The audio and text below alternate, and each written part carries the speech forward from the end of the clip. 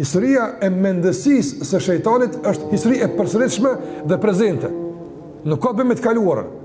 Andaj sa e trajtojmë shejtanin në kuptimin e historikut të tij, nuk duhet asnjëherë ta trajtojmë si një ngjarje që ka ndodhur të kaluarën dhe gjithçka aty mbyllet. Bin perdet e shfaqjes në atë ku jo. Ne duhet të flasim për një mendësi. Sa ajo që ka pru shejtanin në këtë pozitë, apo është mendësia e tij, mënyra se si ai ka logjikuar sanet, mënyra se si ai gjykon sanet. Dhe kjo mendësi fatkeqësisht është integruar edhe ka deportuar tek shumë njerëz. Prandaj edhe është problematike.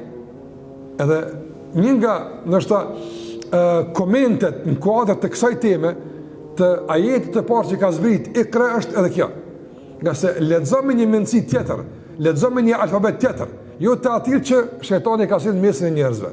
Për shembull, si e kanë lexuar besimin Kurajsh të Mekës me alfabetin e shpalljes apo mendësinë e shejtanit?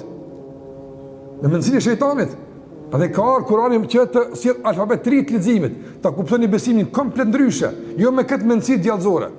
Dhe problemi nuk është tek prezenca fizike e shejtanit, apo që njerëzit kanë frikë po mi dal përpara, ose më ju personifikojnë diçka. Nuk ka problemi në këtë iluzion. Problemi është mendësi. Mendësinë që ai don me integru, me fut mesin e njerëzve. E çysh mendon shejtani pra?